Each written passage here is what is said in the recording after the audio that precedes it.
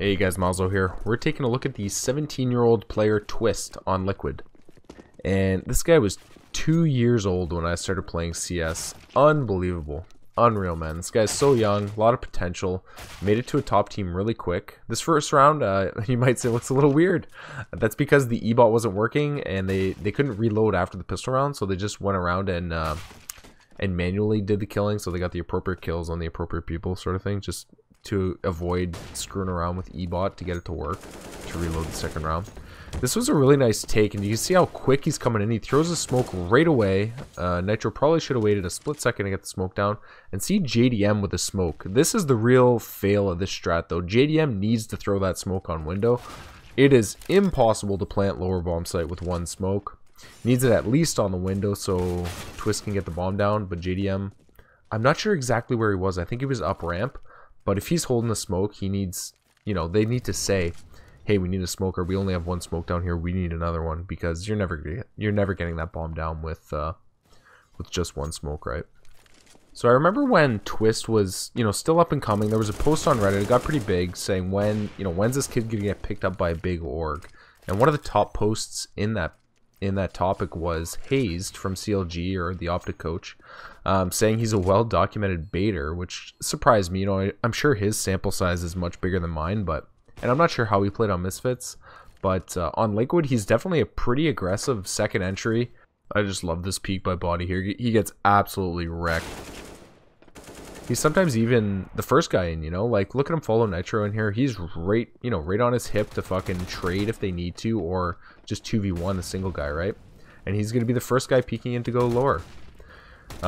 So maybe Liquid or Stan has adjusted Twistzz playstyle, or maybe he saw that comment and kind of took it to heart, right? But he definitely does not look like a baiter in this game. He drops 26 kills this game, and usually it's from his aggression, actually. You're usually not going to drop that many kills if you're baiting. And I really wanted to talk about this angle. They brought this up on the broadcast, saying, you know, they weren't sure if they liked it, didn't like it. I like it. It was a different game that they talked about it, but he holds this angle, you know, a couple times a map. I've seen him hold it, and it's good because, one, they're not expecting you to come there. That's the obvious, you know, it's an off angle. But two, because there's a good chance that there won't be more than one guy peeking you, because on a retake, or if you're defending from terrorists coming down secret, if the terrorists are coming down secret, they're gonna split into vents, split into that room, and then split, you know, towards the control room. So you might face one or two terrorists, or if you're defending against CTs like he did on a CT retake, they're gonna go through vents and control room, and then maybe one guy there, right? So it's a very low chance that you're gonna be 2v1'd as you hold that off angle. So I like that. And speaking of aggression, check out this round by Twistzz. You can see he's the only guy with the AK. The rest of his team has Tech 9 armor. And you're going to see a really good reason why he's the first guy in. You know, obviously if he dies, his teammates can pick up the AK, but also when you're entering, when he goes to peek in sight, this is the type of fight you want an AK to take, right? A long range duel like that, if you came up with a Tech 9 there, you probably would get wrecked. And he lines it up nicely with the AK. Gets 3 solid kills here on an eco round, or semi-eco round. And obviously the most important thing is, you know, keep the AK at the front if you only have one AK. If you die, somebody with the Tech 9 can pick it up and kind of do something with it. And all those long range fights, the AK can actually, you know, do something, unlike the Tech 9.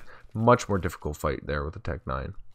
So well played round there, and Twistzz being aggressive again, right? He's really aggressive this game, I gotta say. There is one thing I really don't like about this round, though. Look how far to the left his teammates are that are entering in. With Mini smoked off, they really can hug the smoke on the right, and that guy Farvent won't own them so hard, right? If his teammates would have entered into the site much closer to Mini, kind of hugging that smoke that Twistzz threw, the guy peeking Farvent would have had to swing out much wider to get an angle on those 2 entry fraggers, and Twistzz could have protected his teammates, right? Like if his teammates were more to the right, Twistzz is holding Farvent, that guy would have peeked out, he would have been dead. Instead, the 2 guys entering don't even look Farvent, and the whole strategy of having Twistzz hold Farvent is thrown out the window because his entry fraggers run in at an angle where the guy holding Farvent can't even see the fucking player there because he doesn't have to peek out. This is a godly pop flash by G2. Blinds all 3 of them. Finally, JDM gets unblinded and can trade a little bit, but really nice pop flash there.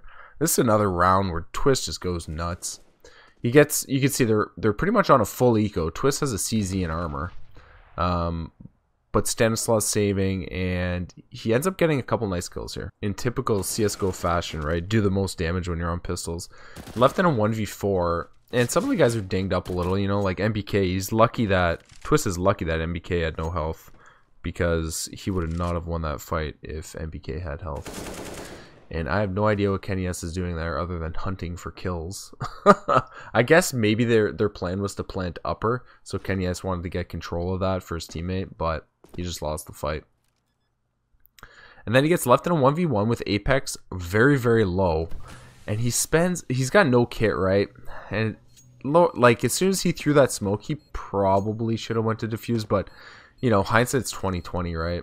It's certainly easy to say after the fact that, you know, he should have done this because it didn't work out or whatever. But in this case, I think, you know, he kind of did the best he could at the time. And he just didn't have a kit, man. So maybe he should have gone quicker. But it's easy to say that afterwards. You know, it definitely could have ended up in a scenario where he went too quick and then just got shot in the side of the head, right? So you could tell by the score that they're taking a bit of a beating here. And Twistzz finishes this game with a 1.49 rating. Really solid, considering they lose, at the end they lose 16-9. And for him to finish with that rating, you know, that's pretty legit. He's pretty much the dedicated upper guy on CT side, and he's the last to rotate lower. So you can see his teammates are gonna, you know, they're gonna hit outside here. G2 is gonna hit outside, go down secret. His teammate's the first one down vents, and then Twistzz is kind of the last guy to rotate. I guess you can call him the anchor here on the A site for Liquid. You know, kind of holding it until they're sure that they're going to go lower, and then he'll finally rotate as the last person, right? I really don't like that anchor term. I don't know. I'm not a big fan of that. Because it almost sounds like you're describing someone that's bad, right? Like they're bringing down the team. He's a fucking anchor. Anyways, that's kind of what I think of it. Nice run by Twistzz again. Shox was a little late there. You can see he missed the timing a little bit. He maybe could have made something happen if he would have went earlier, but that was not the case. So he gets a nice swish on the door here, right through the little gap. That was pretty cool. Throws another flash. And this is the only suspicious part of the demo that I saw, at least, coming up here. And you could say it makes sense, I guess, game point and all that, but I really don't put a lot of weight in things that happen within the first 20 seconds of the round, especially when there's footsteps going on everywhere. Yeah, he's looking at walls and shit like that, but he can hear guys jumping around. He can hear the guy on Twinkie running around as well. So I really don't think this is anything. Like I said, the first 20 seconds of a round, I put almost zero weight into anything that happens.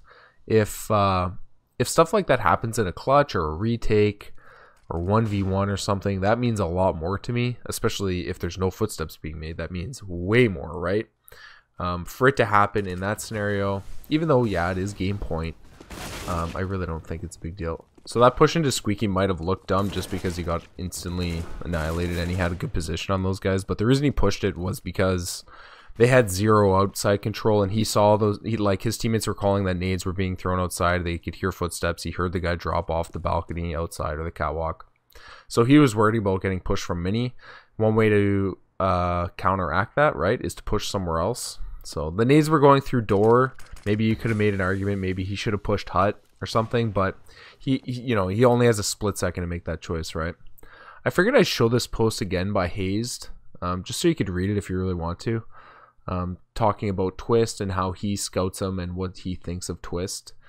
And for this game, at least, like I said, it's a small sample size. I only watched one game of Twistzz, but he didn't seem like a baiter on this map, at least. And I've only watched one demo of Twistzz. Like I said, Hazed is probably pulling from a larger sample size than I have access to, or that I could feasibly view.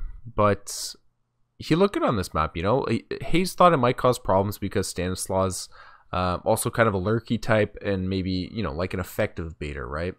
And Stanislaus is really good at that role, but it looks like they've been able to transition, at least from this demo, to engaging Twistzz a little bit more, you know. There wasn't many scenarios where he was kind of waiting around to lurk or backstab people and stuff like that. He was really with the main attack or second guy in and making himself involved in the round every time, right? There was no moments where he looked like envious happy, you know, and just trying to make something happen 20 seconds late. It wasn't like that at all. And maybe Hazed is pulling this info from rank S. I don't know. maybe they've scrimmed together, or maybe he's drawn that opinion from scrimming against them. But if it's from rank S, that's definitely not necessarily a fair way to analyze them. Anyways, guys, I hope you enjoyed this video. I know I haven't been making a ton of videos lately, definitely not to my old standard, but with summer here, I just don't have the time. Got other things going on, so it's been a struggle to get the videos out there, right? But hopefully you enjoyed this one. I will see you next time.